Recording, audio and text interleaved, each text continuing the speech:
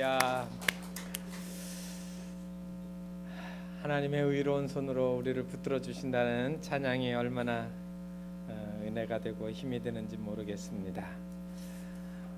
한 주간 동안 또 어떻게 지내셨어요? 하나님의 돌보신 은혜가 이 3월 한 달 동안도 우리 모두에게 더욱 충만하게 넘치기를 바랍니다.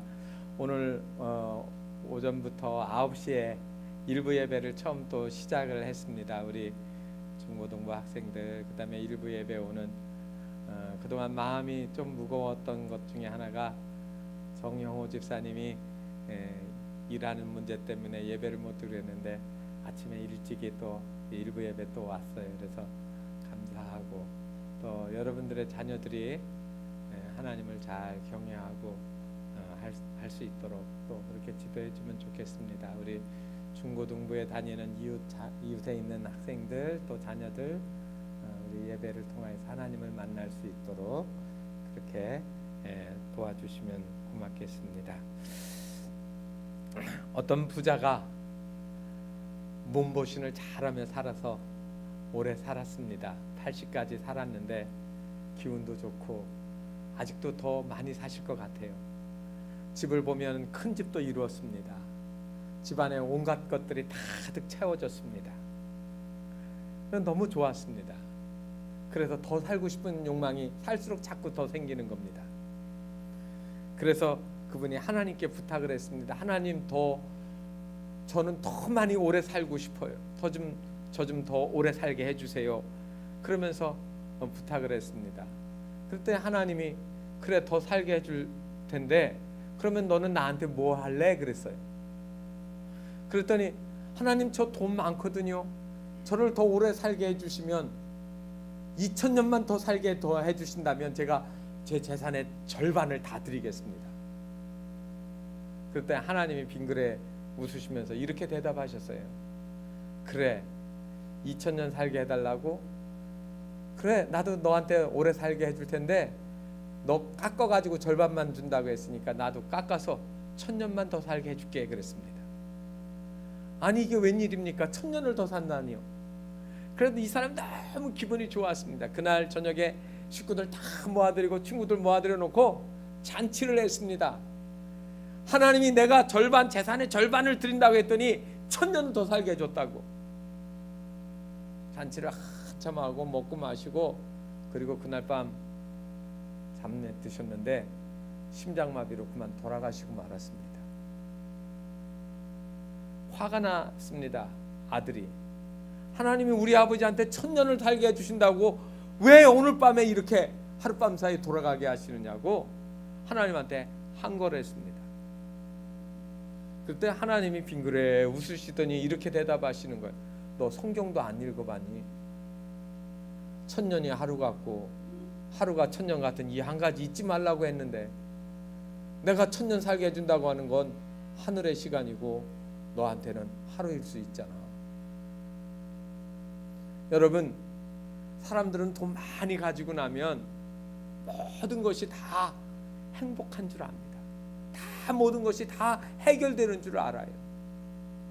돈 많이 가지면 해결할 수 있는 게 실제로 많이 있습니다. 돈 400만 원 가지고 1억 만드는 법, 여러분 이게 서점에 나와 있는 책 제목입니다. 부자 되는 법, 이게 책에 나오는 제목들이에요. 그게 다 우리 인생의 행복이 되어지는 것처럼 그렇게 얘기합니다. 그런데 때로는 재산이 우리 생활을 편리하게 해주는 건 있어요. 그런데 다 어느 때는 이로운 것이 아닙니다. 돈 때문에 불안해지고 돈 때문에 불행해지는 것들이 얼마나 많은지 모릅니다. 쇼펜하우어라고 하는 철학자는 염세주의 철학자 중에 하나인데 그분이 행복론을 썼습니다. 행복론에 4가지 조건을 들어서 이게 갖춰져야 행복하다 이렇게 얘기를 했습니다. 첫 번째가 뭐냐면 명랑한 정서가 있어야 한다 그랬습니다. 이걸 제가 하는 말로 바꾸면 긍정적인 생각이라고 할 수 있습니다. 다시 말하면 어떤 일들이 일어날 때 그것들을 보고 감사하게 생각하는 사람, 나에게 생긴 어떤 일들에 대해서 이거를 원망하고 불평하고 그리고 낙심하고 절망하는 게 아니라 이건 좋은 일이야, 이거는 감사한 거야, 이렇게 생각하는 거죠. 미국 선교사가 의료 선교사, 의사였는데 아프리카 나이지리아에 가서 선교 사역을 한 선교사님의 이야기를 읽은 적이 있습니다. 어느 날 새벽에 일어나 가지고 늦잠을 좀 자는데 바깥에서 아이들이 막 떠드는 소리, 웃는 소리, 그런 고함치는 소리 때문에 잠을 잘 수가 없어 가지고 창문가로 가서 아이들이 뭘 하나 보고 내 밖을 내다봤습니다.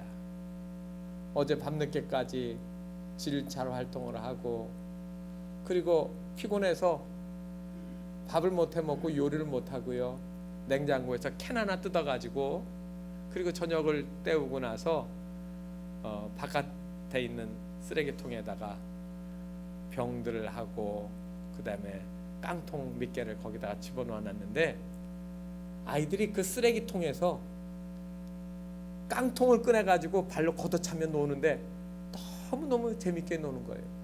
마치 옛날에 깡통차기라는 거 우리도 했는데 아마 그런 거 장량하는 것 같습니다. 깡통을 걷어차놓고 막 달리고 뛰고 붙잡고 쓰러지고 뒹굴면서 깔깔대면서 웃는데 이 선교사님이 창문을 물끄러미 바라보다가 감동을 했습니다. 미국에 있는 아이들은 컴퓨터를 사주고 그리고 좋은 그림책을 사주고 그리고 재미있는 오락기구들을, 장난감 총을 사주고 장난감 차를 사주고 별거를 다 사줘도 저렇게 웃어가며 재밌게 놀지 못하는데 이 아이들은 내가 어저께 먹고 남은 그 깡통 하나 가지고 저렇게 재밌게 놀 수 있다니. 우리는 많은 순간에 많이 가져야만이 행복한 줄 알았는데 그건 아니구나, 그렇게 깨달았습니다. 그렇습니다. 많은 경우에 우리는 내게 주어진 것들에 대해서 불평하고 비교하고 원망하고 그런 것들이 일상화되어 있고 습관화되어 있어요. 그래서 좀 더 많이라고 하는 것에 익숙해져 있지 않습니까?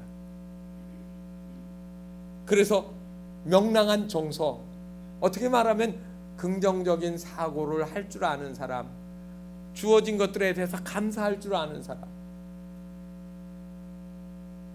자식들 때문에 무겁고 힘드십니까? 그러면 자식 없이 외롭게 사는 분들을 보면 극성스럽게 말썽 피는 그 자식이 내게 얼마나 큰 기쁨인지 생각하실 수 있습니다. 남편이 천덕꾸러기 같고 공국이나 부려놓고 그냥 꺼내 먹게 만들어야 될 남편이라고 생각하셨습니까? 그 남편이 어느 날 내 옆에 있어서 내가 행복해지는 거예요. 결혼하지 못하고 일생 동안 홀로 살다가 쓸쓸하게 돌아가신 분 보면 내가 옆에 있는 내 어머니, 아버지, 내 형제, 내 친구, 내 이름을 불러줄 수 있는 그 누구가 있다고 하는 사실이 얼마나 행복한데요.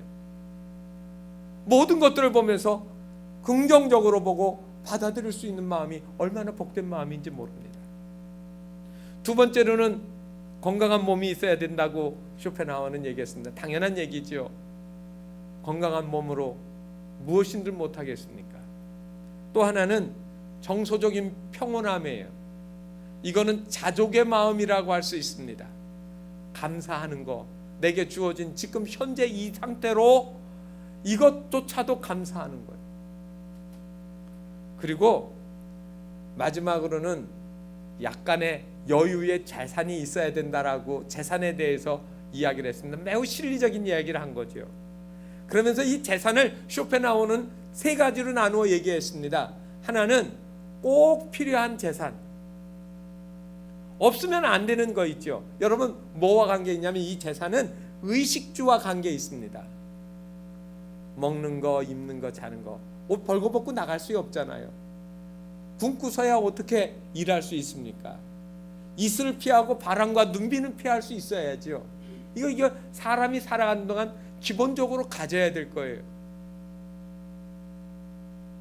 그리고 두 번째는 약간의 여유 있는 재산인데 남에게 베풀 수 있는 거. 주고 싶을 때 주고 쓰고 싶을 때 쓸 수 있는 그러한 돈이 있으면 행복한 것이고요. 쇼펜하우어가 문제로 삼았던 건 뭐냐면 불필요한 재산입니다. 가지고 있으면 불안해지는 거예요. 여러분, 세상에 그런 게 다 있느냐고요? 아니에요. 있습니다. 제가 전에 목사님들 그룹하고 여행을 하면서 제가 총무를 맡았어요. 그래가지고 여행 경비, 공통 경비를 모아가지고 한 20명 같이 이렇게 움직이다 보니까 20여 명이 움직이다 보니까 돈을 모아서 현금으로 바꿨는데 거의 10,000불 가까운 돈입니다. 그런데 이거를 이 옷에다가 지니고 다니기가 불편해가지고 제가 가방 안에다가 이렇게 넣어놨거든요. 그리고 모르고 그걸 짐에다 붙였습니다.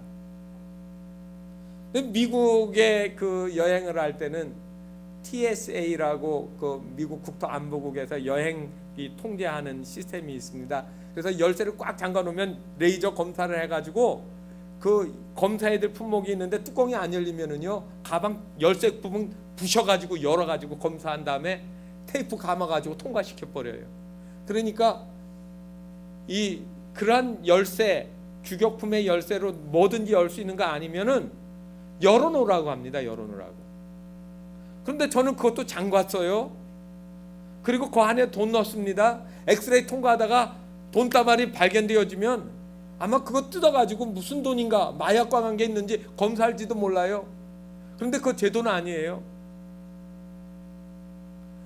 이게 다른 사람들은 비행기를 타고 재밌다고 얘기를 하고 하는데 제 속마음은요 계속해서 머릿속에 임하는 돈이 짐이에요. 저거 잊어버리면 큰일인데, 저거 누가 가져가면 어떡하지? 혹시 공항에서 누가 열어가지고 그거 꺼냈으면 나는 어떡하지? 이거는요 돈이 짐이라는 사실을 제가 감당할 수 없는 돈. 여러분, 이거 나한테 불필요한 돈이에요. 여러분, 우리가 인생을 살아가는 동안에 내가 간수할 수 없는 거, 내가 만져서는 안 되는 어떤 것들을 내가 가지고 있을 때 그것이 나를 고통스럽게 할 수 있습니다. 물질이 재산이 불필요한 것이 되어줄 수 있다는 얘기예요. 오늘 성경 말씀을 보게 되어지면 13절에 무리 중에 한 사람이 예수님께 나와서 하는 이야기가 나옵니다. 뭐라고 얘기하냐면, 선생님, 내 형을 명하여 유산을 나와 나누게 하소서. 지금 거두절미하고 그 부분이 딱 나왔으니까 무슨 얘기인지 여러분 잘 모르시겠죠. 유대인들은 상속법이 있습니다. 부모님으로부터 우리처럼 우리도 상속을 받기는 하지만 상속할 때 어떻게 하느냐면, 신명기에 보게 되어지면 이렇게 얘기를 합니다. 21장 17절에 장자가 상속을 받을 때는 다른 동생들보다 2배를 받게 되어 있습니다. 2배. 그러니까 아들 둘이 있는 집이면 아버지 재산을 3등분을 해가지고 큰아들이 2를 갖고 작은아들이 1를 갖는 겁니다. 그런데 아들이 5이에요.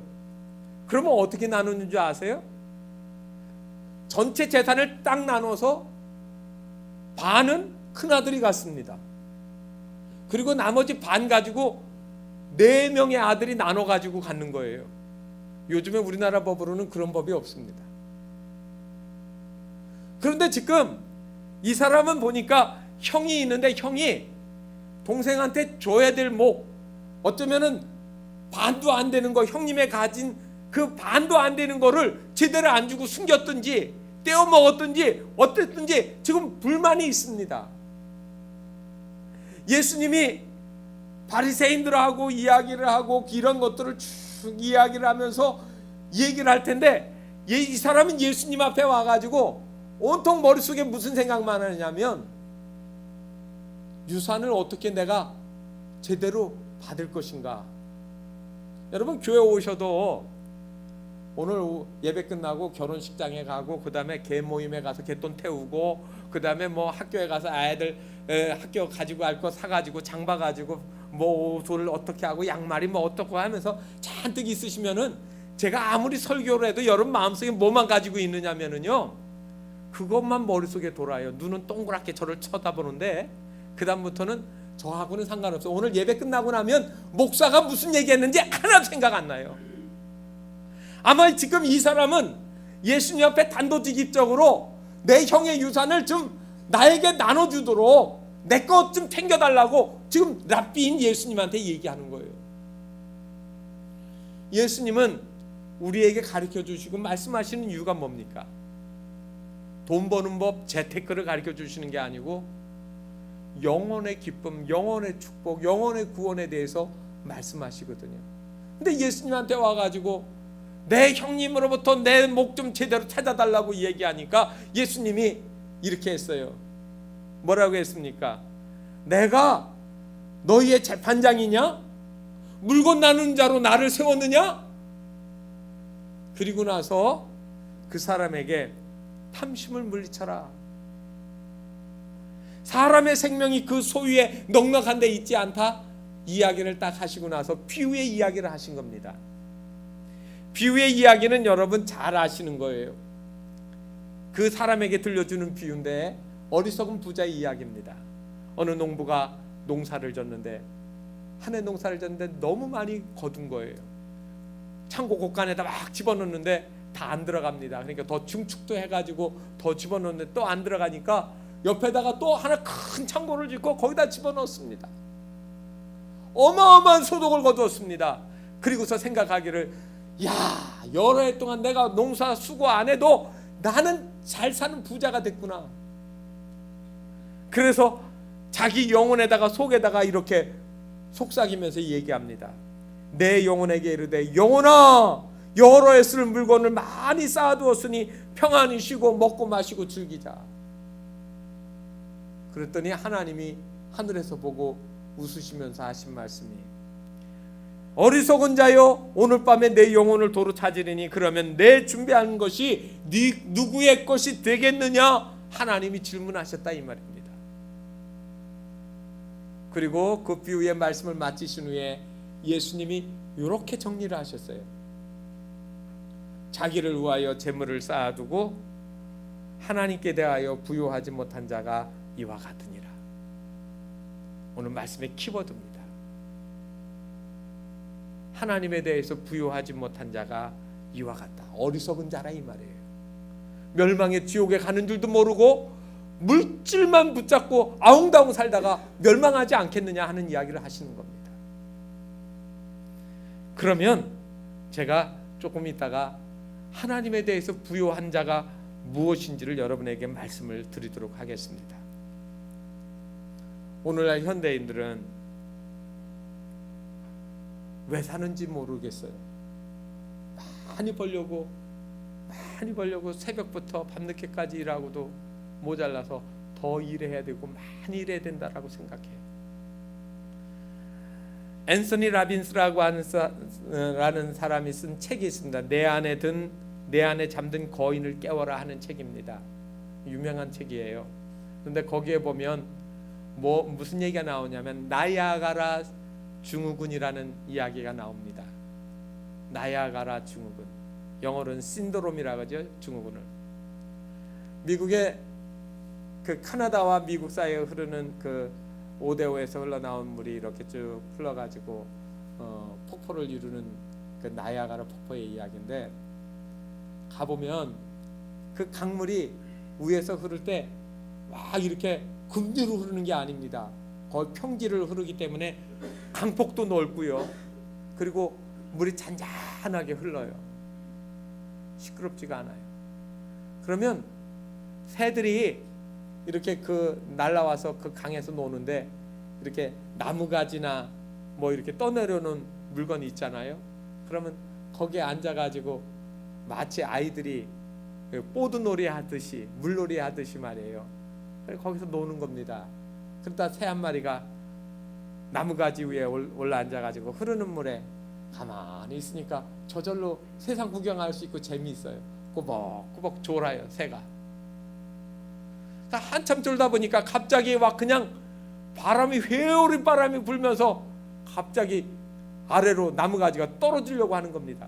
놀래가지고 갑자기 새 한 마리가 확 날리려고 날갯짓을 하는데 빨아들이는 바람이 너무 세서 그만 날아오르지 못하고 폭포 아래 떨어져 죽습니다. 이 이야기를 통해서 앤서니 라빈스가 얘기한 건 그겁니다. 자기도 모르게 내가 즐기는 것에 탐닉하고 깊이 빠져들다가 죽는 인생들을 묘사를 한 겁니다. 사람들이 다 가는 곳으로 끌려가는 거예요. 남들이 다 흘러가는 것처럼 나도 흘러가는 겁니다. 그런데 어느 순간인가 그것이 내 죽음이 되어지는 것이죠. 여러분, 물질을 따라가는 인생들은 돈 하다가 나중에 돌아버리잖아요. 미쳐버리는 거예요. 돈이 중요한 게 아니라 오늘 성경에 예수님께서 하신 말씀처럼 말하면 저는 영혼의 부요함에 대해서 모르는 것이죠. 세상 물질의 부요함은 알았는데 하나님에 대해서는 부요하지 못했다는 얘기입니다.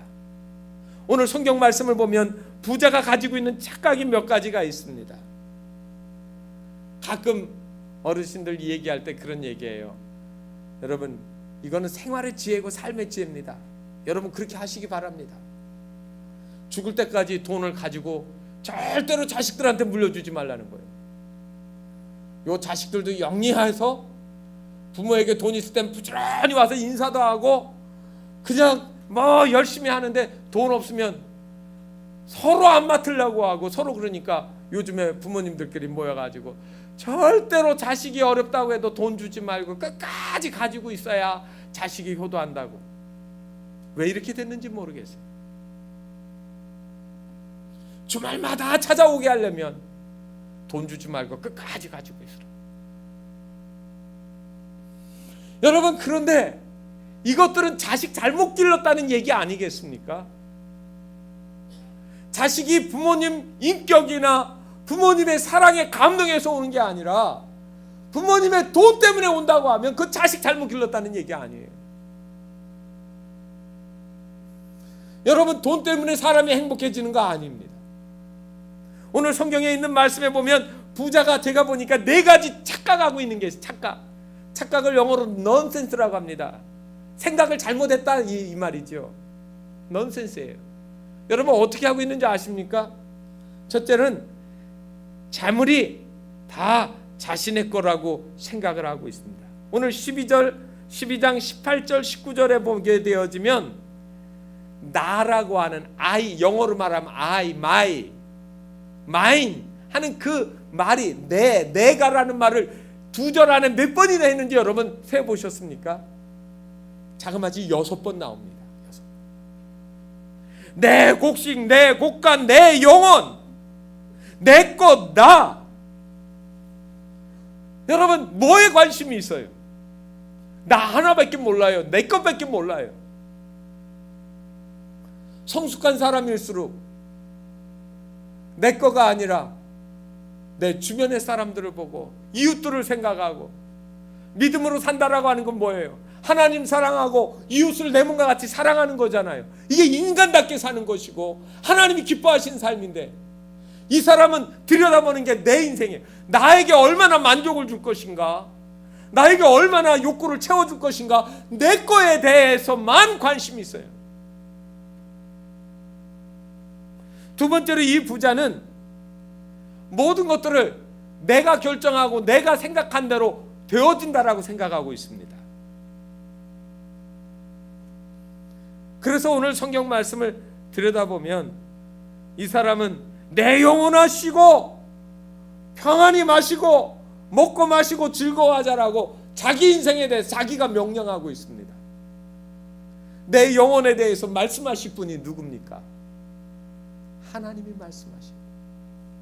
내 인생을 결정하실 분이 누군 줄 아십니까? 하나님이 결정하시죠. 여러분, 성경에 잠언 27장 1절에 이렇게 말씀하십니다. 너는 내일 일을 자랑하지 말라. 하루 동안에 무슨 일이 생길런지 내가 알 수 없음이니라. 내일 일을 자랑하지 말라고요. 돈 많으면 여러분 다 행복해서 천년만년 살 것 같습니까? 대통령 하던 사람이 왜 뛰어내려 죽습니까? 왜 부자들이 높은 자기 사옥 빌딩에서 뛰어내려 죽습니까? 도지사 하신 분이 왜 한강에 가서 뛰어내려서 자살을 해야 됩니까? 왜 자살해야 됩니까? 지위나 물질이나 세상 것이 행복하다면 그분들이 죽지 말아야 그게 설명이 되지 않습니까? 이 부자는 착각하는 게 또 하나 있습니다. 그게 뭐냐면 육신만 잘 되면, 물질만 많이 있으면 행복할 것이라고 생각하고 있습니다. 정말 그럴까요? 내 육신 몸뚱아리만 튼튼해지면 모든 게 다 행복해집니까? 그럴 것 같으면 여러분 보디빌딩 열심히 하고 웨이트 트레이닝 열심히 하고 달리기 하고 맨날 다 등산만 다니시면 행복해야 됩니다. 요한복음 14장 27절에 예수님이 이런 말씀하셨습니다. 평안을 너희에게 끼치노니 곧 나의 평안을 너희에게 주노라. 나의 평안이라고 했어요. 나의 평안은 누구의 평안입니까? 주님의 평안이에요. 예수님의 평안이. 예수님이 평안을 가지고 있어요. 그 평안은 하나님이 우리에게 선물로 주시는 거예요. 하나님을 믿는 자들에게 하나님이 이 평안을 주세요. 내 주 예수 모신 것이 그 어디나 초막이나 궁궐이라고 했잖아요. 주님 모시면 이 평안이 우리에게 있어요. 아까 말씀드린 것처럼 선교사가 먹고 버린 깡통 하나 가지고 그렇게 즐거워하고 재밌어요. 어울려 노는 재미가 있어요. 마지막으로 이 부자의 착각 중에 중요한 착각이 뭐냐면 이 세상의 거가 다라고 생각하는 거예요. 이 세상에서의 삶이 전부예요. 미래가 없고 영혼에 대한 준비가 없습니다. 그래서 오늘 밤에 내 영혼을 내가 도로 찾으리니 그러면 내가 준비한 것이 네 것이 되겠느냐? 여러분 질문 하나 하겠습니다. 도살장으로 끌려가는 소가 전날 많이 먹였어요. 맛있는 거 많이 먹였어요. 그러면 그 돼지 소가 행복하겠습니까? 내일 죽는데 주인이 그럴까? 아이고 그동안 잘 먹여서 토시토시 살 때는데 오늘 하루만 먹고 내일 죽어라. 여러분 돼지의 인생은 행복한 게 아니에요. 소의 인생은 행복한 게 아니에요. 인생이 아니죠. 사람이 아니니까. 여러분 우리의 의식주의 문제가 다 해결이 되어지고 부귀영화를 누렸다고 할지라도 이것 다음에 연결되어지는 삶이 보장이 없으면 행복한 인생이 아닙니다. 오늘 그렇다고 하면 성경 말씀에 예수님이 이 비유로 하시면서 마지막에 21절에 툭 던진 말씀이 있습니다. 이 말씀 때문에 제가 고생을 많이 했습니다. 이 말씀을 도대체 어떻게 이해를 해야 될까? 이거 가지고요 제가 3, 4일을 씨름을 했습니다. 읽고 또 읽고 기도하고 또 기도했던 내용이 이 내용입니다. 자기를 위하여 재물을 쌓아두고 하나님께 대하여 부요하지 못한 자가 이와 같으니라. 자기를 위하여 재물을 쌓아두고까지는 이해가 됐는데 하나님께 대하여 부요하지 못하다 알 것 같기도 하고 이거를 정의를 어떻게 때려야 될지 이게 힘들었어요. 여러분들 거저 드시는 겁니다. 여러분 여기에서 하나님께 대하여 부요하다는 말이 무엇일까요? 쉽게 알려드리겠습니다.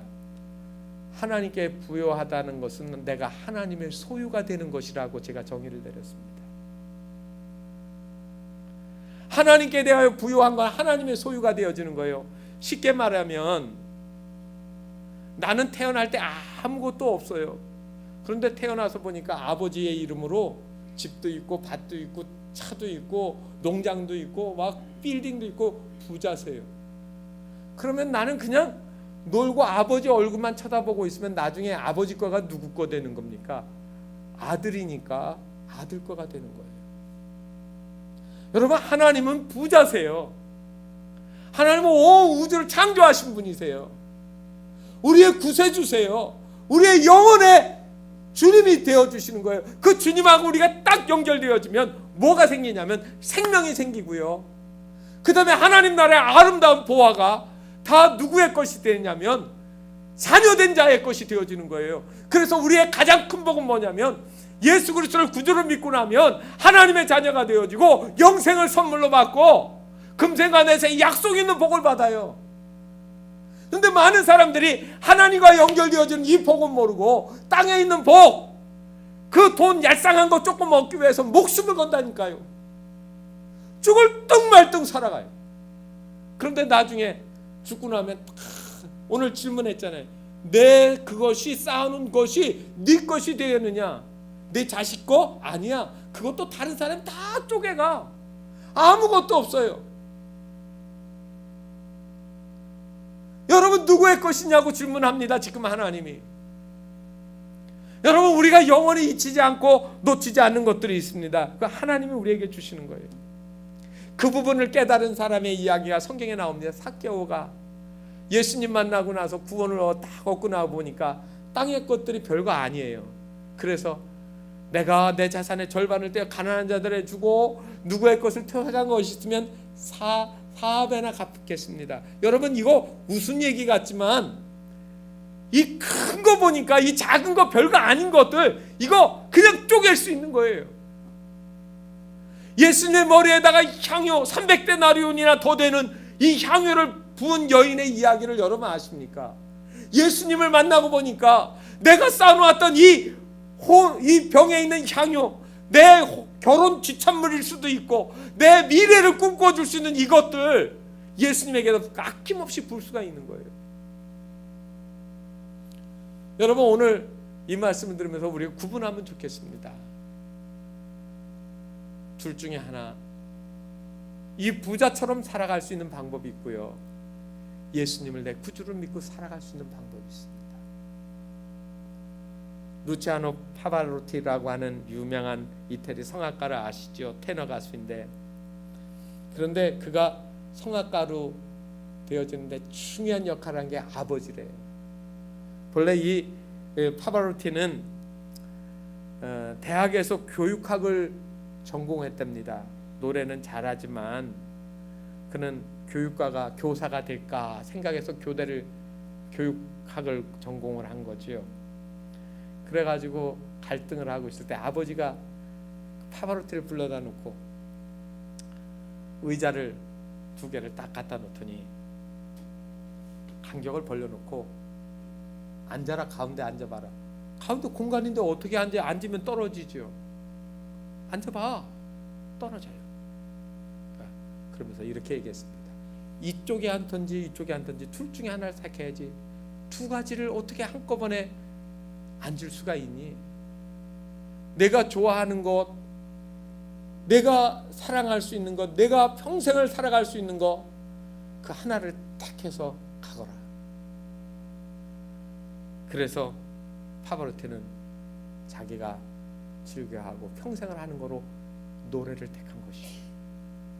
여러분, 우리가 세상과 하나님을 2개 다 붙잡고 살아갈 수 있다고 생각하십니까? 물론 여러분, 예수를 믿는다고 해서 세상 등지고 사는 건 아닙니다. 제가 지금 말씀드리는 것은 여러분 삶의 우선권을 이야기하는 겁니다. 내 어떤 삶에 있어 결정해야 될 때 이것도 놓칠 수 없고 저것도 놓칠 수 없어서 주저하다가 몰락하지 마시고, 여러분들의 영혼을 위해서 하나님 안에 부유한 인생을 살아가시기를 바랍니다.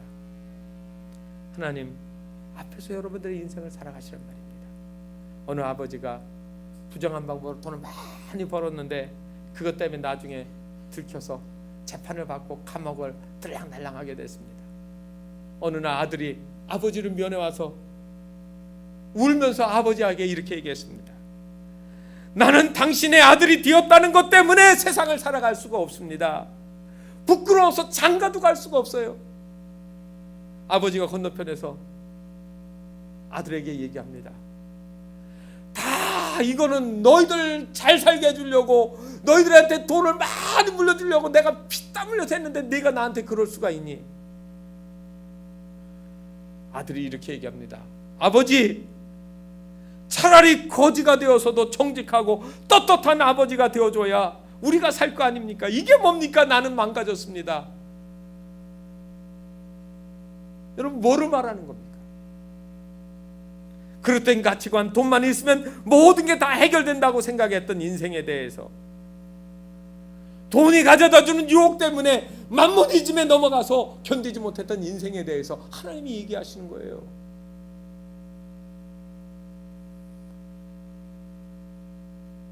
프랑스에서 가장 존경하는 사람 이렇게 뽑지 않습니까?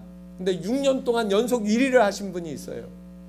그분의 이름이 피에르 신부입니다. 신부님이에요. 그분은 하는 일이 교회 사목을 하는 게 아니라 엠마우스 공동체라고 하는 공동체를 움직였습니다. 그런데 이 존경하는 분에 대해서 어느 날 한 중년 신사가 찾아왔습니다. 그리고 만나서 이야기를 하기 시작했습니다. 저는 사업에 망했습니다. 그랬더니 아내가 이혼을 해달라고 요청을 하고 집을 나갔습니다. 아이들은 다 흩어졌고요. 저는 은행의 신용불량자가 되어서 저한테 돈 한 푼도 꿔주지 않습니다. 친구들도 다 끊어졌습니다. 제가 살 이유가 하나도 없습니다. 자살하려고 합니다. 이 말을 다 들은 피에르 신부가 고개를 끄덕끄덕거렸습니다. 그러네요. 정말 그러네요. 살아갈 방법이 없으시겠네요. 지금 그 나이에 어디 회사 들어갈 수도 없고 재기할 방법이 없으시네요. 자살해야 되시겠어요. 그런데 자살을 하시려면 제 부탁 좀 하나 들어주겠습니까? 제가 지금 무지하게 바쁜데 저 좀 조금 도와주고 조금 한 달 후에 돌아가시면 어떨까요? 이 사람이 가만히 들어보니까 지금 죽나 한 달 후에 죽나, 죽는 건 마찬가지니까 그러지요. 그리고 나서 그 다음부터 이 피에르 신부처럼 같이 일을 하기 시작합니다. 엠마우스 공동체에 찾아온 중병 환자들을 쓰다듬어주고 고름을 닦아주고 그들이 배설한 변과 소변들을 다 닦아 목욕을 시켜주고 머리를 감겨주고 숟갈을 들지 못하고 떨고 있는 사람에게 밥 숟갈을 떼어서 입에 먹여주고 한 주가 지나고 두 주가 지나고 세 주가 지나고 한 달이 다 됐을 무렵 이 사람이 신부님을 다시 찾아왔습니다.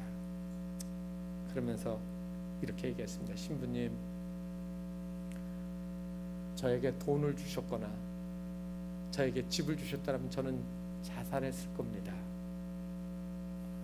그런데 지금은 저에게 아무것 안 주셔도 제가 살아갈 이유를 알겠습니다. 제가 살아갈 이유를 알겠습니다.